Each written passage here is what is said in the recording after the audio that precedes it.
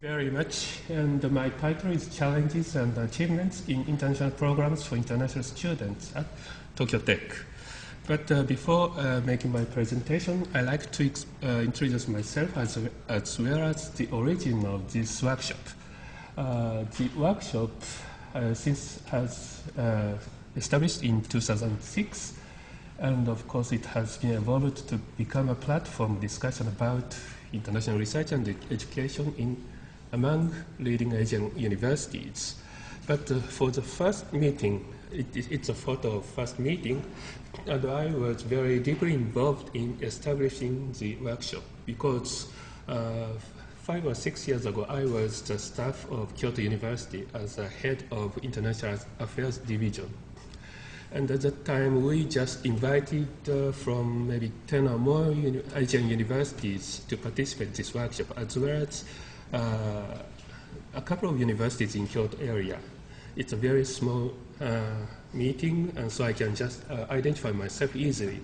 But in the second workshop, the size became larger, and now we have so many participants here, so I really appreciate the Professor Mori and the staff of Kyoto University to make this workshop such a big event.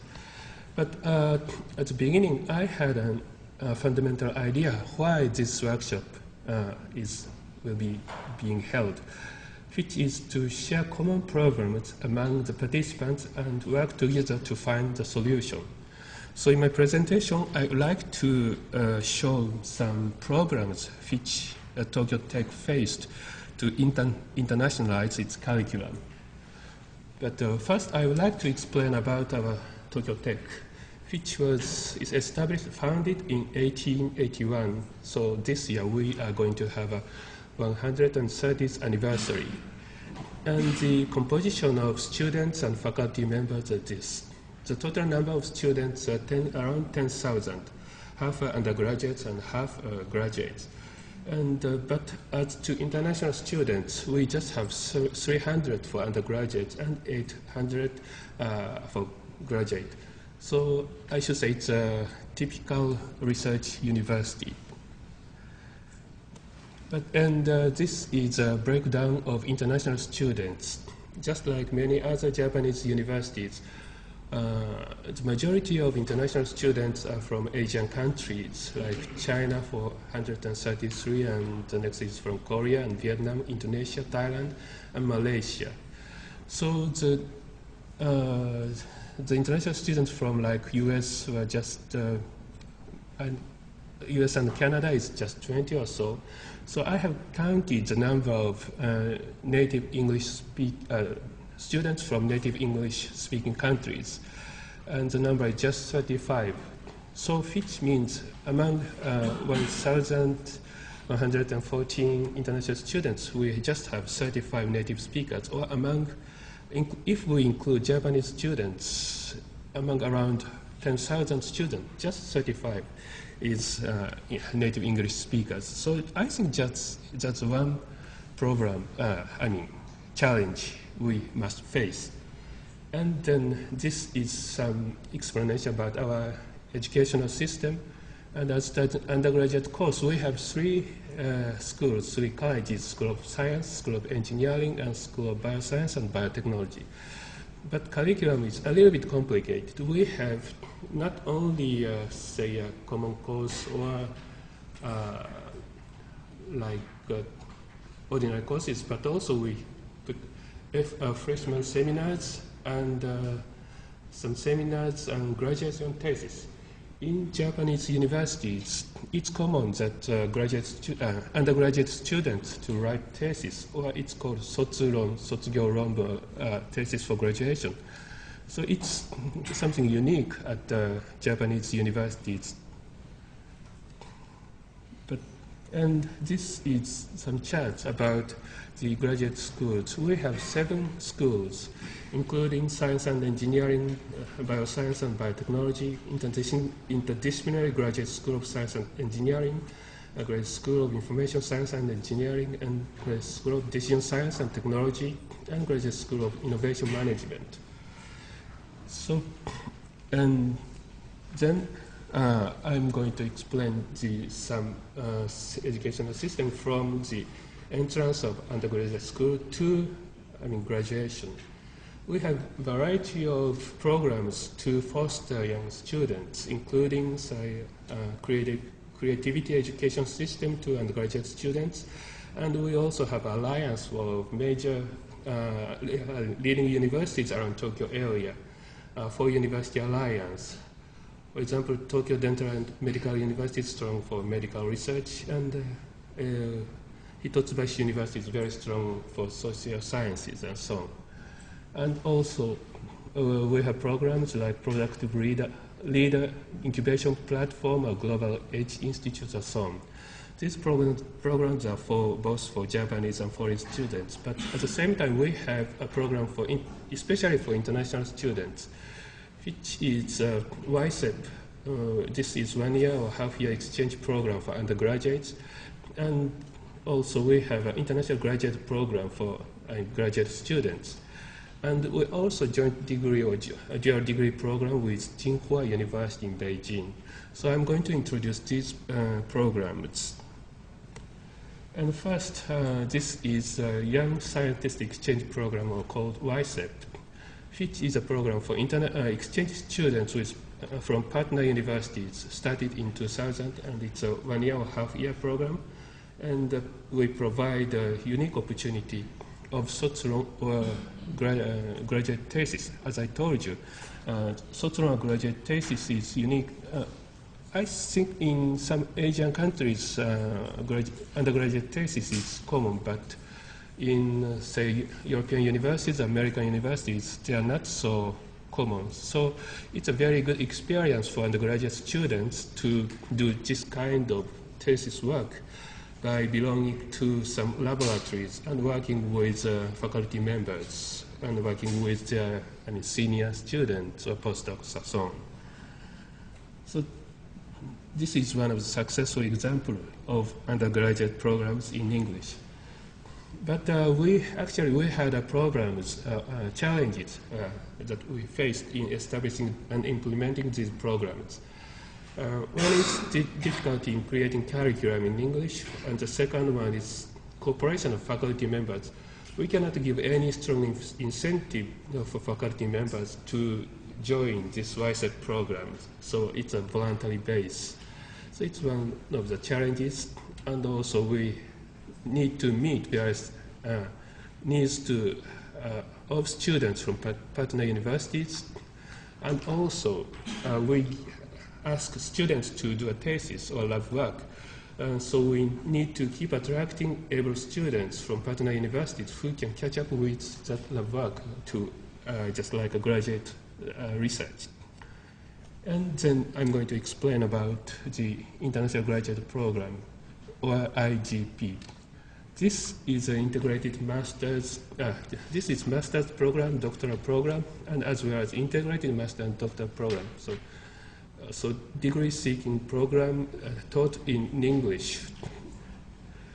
And fortunately, we could have government scholarships, so we can have been implementing this program for many years. The courses are 7 courses. As I told you, we have 6 graduate schools, but these courses are not the same as the graduate schools.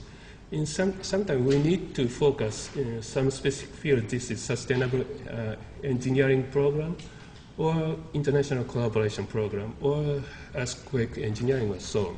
So we have reorganized the courses to establish these 7 courses.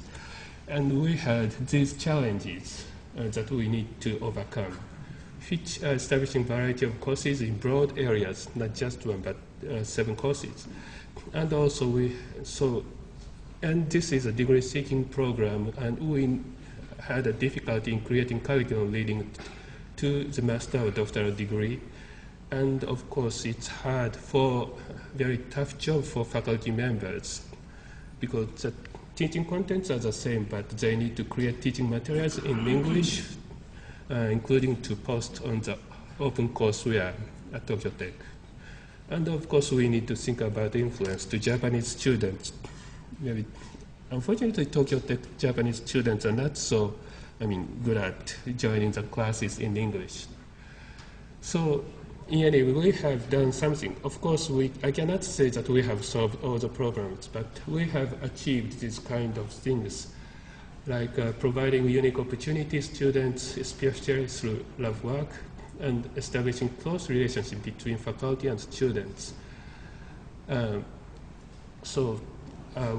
I think we could have given a good opportunity especially for graduate students, to have a good experience at lab. And it's also good to Japanese students. And for faculty members, the ability to have a good teaching method in an international standard.